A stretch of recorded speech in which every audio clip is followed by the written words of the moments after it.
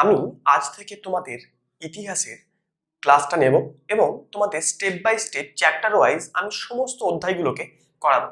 আজকে আমি তোমাদের যেটা শুরু করলাম সেটা প্রথম অধ্যায়টাকে একটু স্কিপ করে আমি কিন্তু সেকেন্ড অধ্যায় থেকে আমি তোমাদের মাধ্যমিকের ইতিহাসটা বোঝাবো।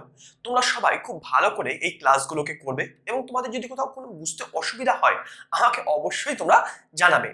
দেখো, আজকে আমি ইতিহাসে যখন সেকেন্ড অধ্যায়টা বোঝাবো তাহলে সেকেন্ড অধ্যায়টার নাম তোমরা আগে খুব ভালো করে দেখে নাও। দেখো, যে নাম হচ্ছে যে সংস্কার, বৈশিষ্ট্য, পর্যালোচনা।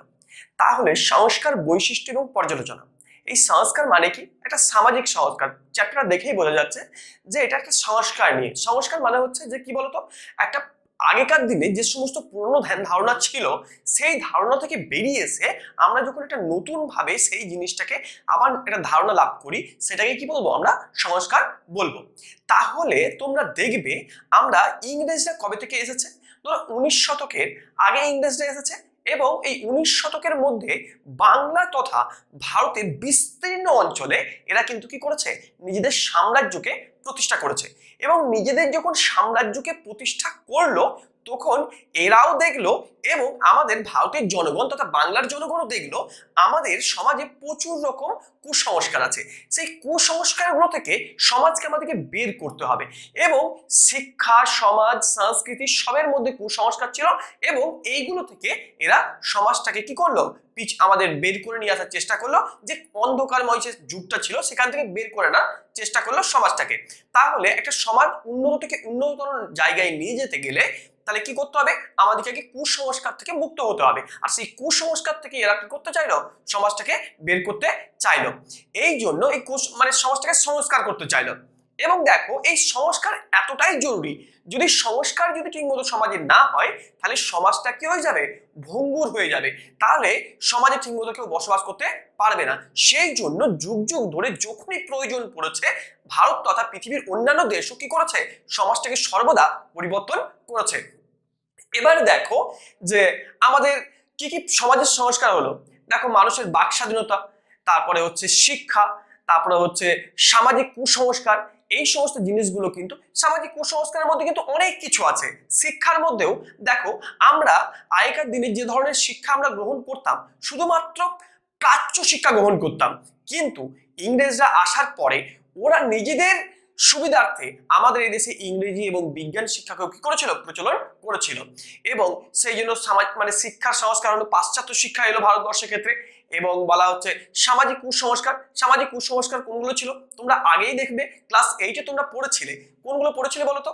যেগুলো হচ্ছে কিনা ধরো নারী শিক্ষার বিস্তার ঘটানো, এবং বলা হচ্ছে যে আমাদের মানে আগেকার দিন নারীদের পড়ার কোনো সেরকম অধিকার ছিল না, সেই জন্য নারী শিক্ষার অগ্রগতি নিয়ে এলো। তারপরে ধরো সামাজিক আরো কুসংস্কার ছিল, যে কুসংস্কারের মধ্যে একটা হচ্ছে সতীদাহ প্রথা, সাগরে শিশুকন্যা ভাসিয়ে দেওয়া, এবং এই ধরনের কুসংস্কারগুলো ছিল। এবং বিভিন্ন মনীষীরা এসে কি করেছিল? এই কুসংস্কারগুলোকে এরা দূর করার চেষ্টা করেছিল।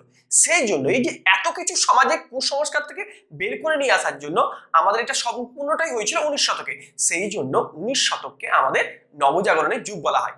তাহলে আমরা বুঝতে পারলাম সমাজে কেন সংস্কার দরকার। কারণ সমাজে যদি সংস্কার না হতো, ধরো সর্বদা নারীদের উপর অত্যাচার হচ্ছে একটা সময় ছিল, কিন্তু এই অত্যাচার হওয়াটা তো কখনোই উচিত নয়। সেই জন্য কি করলো? আমাদের এই সংস্কারটা প্রয়োজন দেখা দিল। তাহলে এই জন্যই আমরা 19 শতকে বাংলার নবজাগরণের যুগ বলবো। তাহলে তোমরা দেখো যে আমাদের 19 শতকে বাংলা সাময়িকপত্র, সংবাদপত্র এবং সাহিত্যে সমাজের যে প্রতিফলনটা সমাজে করেছিল সেটার প্রভাবগুলো আমরা খুব ভালো করে দেখব। দেখো, 1818 সালে গঙ্গাকিশোর ভট্টাচার্য হচ্ছে বাঙালি সংবাদপত্রের সূচনা ঘটেছিল। মানে যদি জিজ্ঞাসা করা হয়, শর্ট প্রশ্ন আসতেই পারে যে বাঙালি সংবাদপত্রের সূচনা কার হাত ধরে হয়েছিল, সেটা কিন্তু আমাদের হবে 1818 সালে গঙ্গাকিশোর ভট্টাচার্যের হাত ধরে আমাদের হচ্ছে বাঙালি সংবাদপত্রের সূচনা হয়েছিল। এবং এর পরবর্তীকালে শ্রীরামপুর মিশনারিরা, যেমন শ্রীরামপুর ত্রয়ী কাদের বলা হয়? উইলিয়াম কেরি, ওয়ার্ড ও মার্সম্যান, এদের একত্রে শ্রীরামপুর ত্রয়ী বলা হয়। এরাও কিন্তু সমাজের ক্ষেত্রে প্রচুর রকম সংবাদপত্র প্রকাশ করেছিল।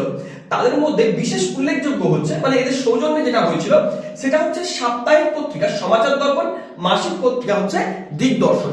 তাহলে যদি জিজ্ঞাসা করা হয় একটা সাপ্তাহিক পত্রিকার নাম লেখো, তাহলে কি বলবে? সমাচার দর্পণ। এবং মাসিক পত্রিকা হচ্ছে আমাদের দিগদর্শন। এগুলো হচ্ছে শর্ট প্রশ্ন হিসাবে আসতে পারে, এমসিকিউ হিসাবে আসতে পারে এবং ছোট এসে হিসাবে আসতে পারে। এবং উইলিয়াম, ধরো শ্রীরামপুর ত্রয়ী কাদের বলা হয়? শ্রীরামপুর ত্রয়ী কাদের বলা হয়? উইলিয়াম ক্যারি, ওয়ার্ড ও মাসম্যান। তাহলে এরা কিন্তু এই ধরনের পত্রিকাগুলোকে প্রকাশ করে সমাজের বিভিন্ন রকম কুসংস্কার গুলোকে তুলে ধরার চেষ্টা করেছিল। আমাদের যেমন এখন দৈনন্দিন পেপার পাওয়া যায়, সকালের পেপার পাওয়া যায়, বিকেলের পেপার পাওয়া যায়। আমরা জানি যে আনন্দবাজার পত্রিকা আছে, প্রতিদিন আছে, বর্তমান আছে। এই ধরনের পত্রিকাগুলো কি বলতো, রেগুলার বেসে কি হচ্ছে, বের হচ্ছে। কিন্তু একটা সময় ছিল এইভাবে পত্রিকা প্রকাশিত হতো না, সেখানে সাপ্তাহিকভাবে প্রকাশিত হতো বা মাসিকভাবে প্রকাশিত হতো। এবার দেখো, এদের দেখে 1839 সালে ঈশ্বরচন্দ্র গুপ্ত সংবাদ প্রভাকরকে কি করেছিল? প্রতিষ্ঠা করেছিল। শর্ট প্রশ্ন আসতে পারে যে 1839 সালে হচ্ছে ঈশ্বরচন্দ্র গুপ্ত যে পত্রিকা প্রকাশ করেছিল তার নাম কি, বা সংবাদ প্রভাকরের সম্পাদক কে ছিল? তাহলে সেটা হচ্ছে ঈশ্বরচন্দ্র গুপ্ত। এবং এই পরবর্তীকালে আমরা দেখব যে বিভিন্ন রকম পত্রিকা প্রকাশিত, পরবর্তীকালে যে পত্রিকাগুলো প্রকাশিত হলো, তত্ত্ববোধিনী, বামাবোধিনী, সোমপ্রকাশ, ভারতী, তারপর হচ্ছে প্রবাসী, এই ধরনের পত্রিকাগুলো যখন আসলো সমাজের ক্ষেত্রে, সমাজটা কিন্তু পুরোপুরি ভাবে আস্তে আস্তে খুব ভালোভাবে সংস্কার হতে লাগলো। কারণ এখানে নারীদের দুঃখ দুর্দশা থেকে আরম্ভ করে সমাজে বিভিন্ন কুসংস্কার, শিক্ষা, সমস্ত কিছু নিয়ে আমাদের সংস্কার হতে লাগলো। এবং এই সমস্ত দেখে আমাদের ভারতবাসীর মধ্যে একটা জাতীয়তাবাদের উন্মেষ বা অঙ্কুরোদ্গম হতে শুরু করলো। এবং সাহিত্যও কিন্তু মারাত্মকভাবে প্রভাব পড়েছিল। যেমন হচ্ছে কালীপ্রসন্ন সিংহ তাদের মধ্যে একজন বিশেষ উল্লেখযোগ্য, দীনবন্ধু মিত্র উল্লেখযোগ্য, বঙ্কিমচন্দ্র চট্টোপাধ্যায়, প্যারীচাঁদ মিত্র, এনাদের লেখনীর মাধ্যমে সমাজে কিন্তু বিভিন্ন রকম কুসংস্কার হতে লেগেছিল। যেমন ধরেন না, যেমন হচ্ছে দীনবন্ধু মিত্রের একজন হচ্ছে নীল দর্পণ যে নাটকটা আছে, দীনবন্ধু মিত্রের যে নীল দর্পণ নাটক, এখানে নীলকরদের যে অত্যাচারের কথাটাকে যেভাবে তুলে ধরা হয়েছিল, সেই কুসংস্কার যে তারা যেভাবে অত্যাচার করেছে সমাজের মধ্যে, সেই অত্যাচারগুলোকে এমন ভাবে তুলে ধরা হয়েছে যে মানুষ ইংরেজদের প্রতি একটা ভীত শ্রদ্ধার সৃষ্টি হয়েছে এবং তারা সমাজটাকে এমন ভাবে গড়ে তুলতে চাইছিল যে সেই জন্য এই সাহিত্যিক সৃষ্টিগুলো কিন্তু আমাদের একান্তই দরকার। এই সাহিত্য থেকে কিন্তু আমরা কি করতে পারি, আমরা জাতীয়তাবাদের উন্মেষ লাভ করতে পারি। এবার আমরা দেখব প্রত্যেকটা পত্রিকাকে নিয়ে আমরা ইন্ডিভিজুয়াল আলোচনা করব এবং বিশেষ কিছু সাহিত্যিক রচনাগুলোকে নিয়েও আমরা কিন্তু আলোচনা করব। তোমরা দেখতে থাকো।